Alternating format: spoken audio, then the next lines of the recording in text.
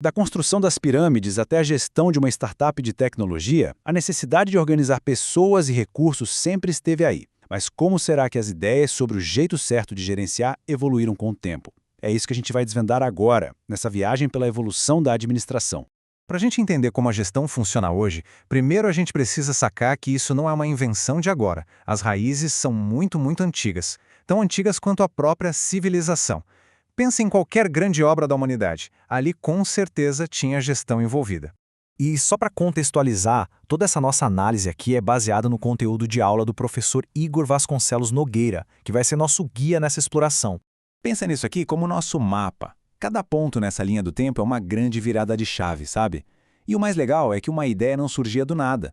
Elas eram, na verdade, uma resposta, uma evolução da ideia anterior. Foi assim, tijolinho por tijolinho, que a gestão moderna foi construída. E a nossa primeira grande parada é na escola clássica. Imagina só, a Revolução Industrial estava a todo vapor, mudando tudo. E com as fábricas gigantescas surgindo, veio uma pergunta que ninguém sabia responder direito. Como é que a gente organiza tanta gente trabalhando junta numa escala que nunca tinha existido antes? E uma das primeiras respostas, e talvez uma das mais impactantes, veio de um cara chamado Frederick Taylor. Ele olhou para o chão de fábrica e se fez uma pergunta bem direta.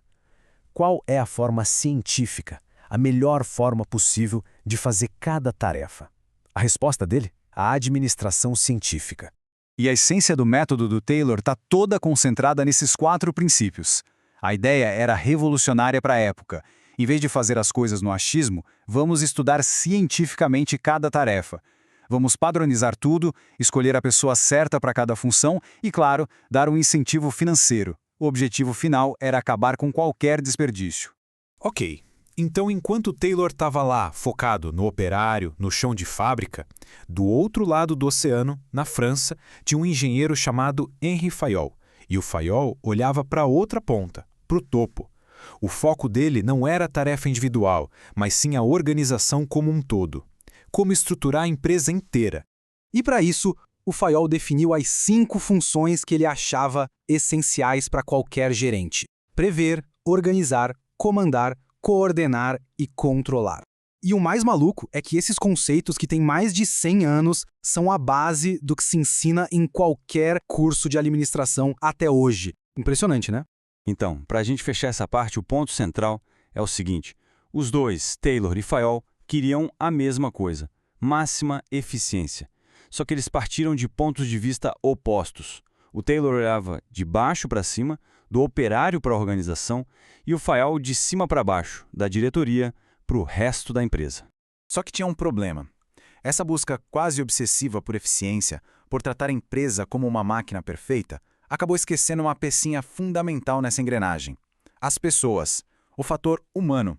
E aí, claro, surgiu uma pergunta que não queria calar. Beleza, a eficiência está no máximo, mas e o custo humano disso tudo? Qual o preço de tratar as pessoas como se fossem apenas peças de uma máquina?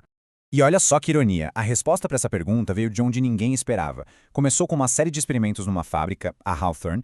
O objetivo inicial era o de sempre, aumentar a produtividade. Mas eles acabaram descobrindo uma coisa, quase sem querer, que mudou tudo. E a revelação foi bombástica para a época. Eles descobriram que o trabalhador não era só o tal do homo economicus que o Taylor imaginava, aquele cara motivado só por dinheiro. Não, ali nascia a ideia do homo socialis, um ser humano que é social, cuja produtividade depende e muito de se sentir reconhecido, de fazer parte de um grupo. E a história não para, né? Enquanto o pessoal com o Elton Mayo estava descobrindo a importância das relações humanas, lá na Europa, um pensador alemão genial, Max Weber, estava desenvolvendo a ideia de como seria a organização mais racional e perfeita possível. Mas muito cuidado aqui. Quando a gente ouve burocracia hoje, a gente já pensa em papelada, em lentidão. Para Weber era o contrário. Burocracia era o modelo ideal. Era a forma mais eficiente de se organizar porque se baseava em lógica, em regras claras para todo mundo e, o mais importante, acabava com o favoritismo. Tudo era baseado no mérito. Pois é, mas como a gente bem sabe, na prática, a teoria é outra.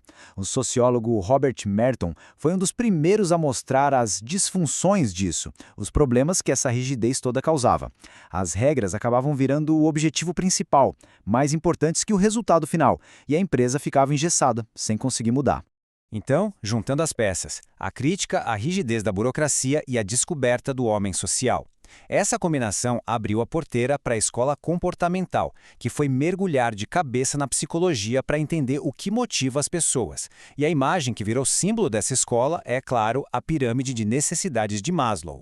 Aí veio Frederick Hertzberg e deixou a coisa ainda mais interessante. Ele mostrou que existem dois tipos de fatores no trabalho.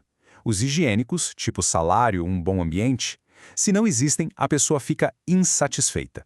Mas se existem, ela não fica necessariamente satisfeita.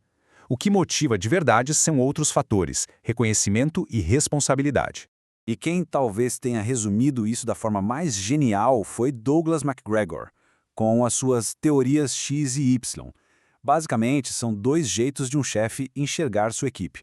O chefe teoria X acredita que as pessoas são preguiçosas e precisam de controle. Já o chefe teoria Y acredita que as pessoas são criativas e buscam responsabilidade.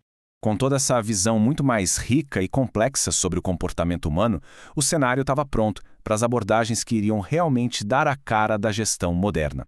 E quem trouxe uma dose cavalar de realismo para essa história foi Herbert Simon. Ele mostrou que, na vida real, nossa racionalidade é limitada. A gente não tem todas as informações nem todo o tempo do mundo, então não escolhemos a solução ótima, mas sim a primeira que parece boa o suficiente para resolver o problema. E a nossa jornada chega ao auge com ele, Peter Drucker, considerado o pai da administração moderna. Ele criou a administração por objetivos, uma ideia genial. Alinhar as metas da empresa com as metas de cada funcionário. Assim, todo mundo rema para o mesmo lado, com mais autonomia e foco nos resultados.